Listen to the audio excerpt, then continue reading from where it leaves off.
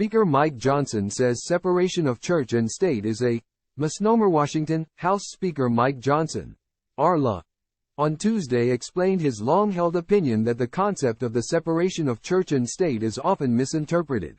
The separation of church and state is a misnomer, Johnson said in an interview on CNBC's Squawk Box.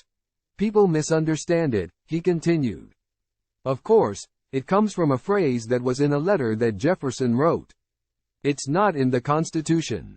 And what he was explaining is they did not want the government to encroach upon the church. Not that they didn't want principles of faith to have influence on our public life. It's exactly the opposite. The question came after the host recalled that the new speaker had prayed on the House floor after he was sworn into his new role last month. Johnson suggested Tuesday that the nation's founders believed religion and morality were central to the government. They knew that it would be important to maintain our system, he said. And that's why I think we need more of that, not an establishment of any national religion, but we need everybody's vibrant expression of faith because it's such an important part of who we are as a nation. While it is technically true that the words, separation of church and state, are not written in the Constitution, many legal scholars have said that the phrase is a reference to the Establishment Clause in the First Amendment.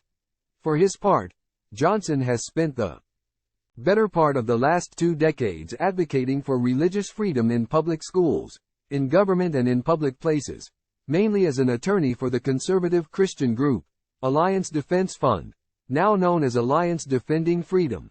In that role, he wrote in a 2006 editorial that the ACLU and its allies had used what he called the misleading separation of church and state metaphor to intimidate public officials and to censor religious people.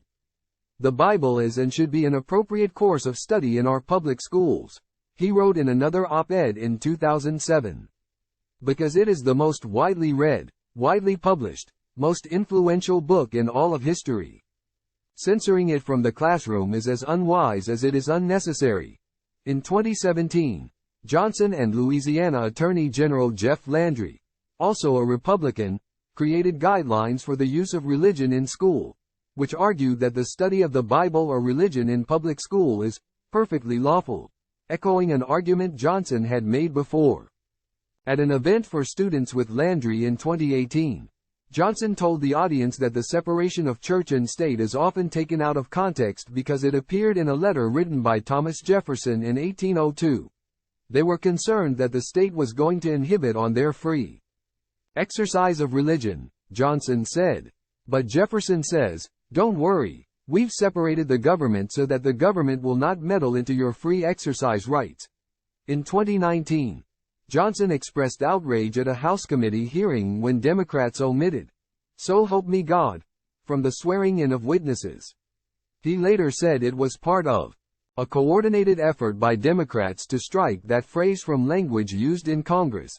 It's important to me, personally, as a Christian, but I'm a constitutional attorney and history buff and this isn't controversial, he told USA Today.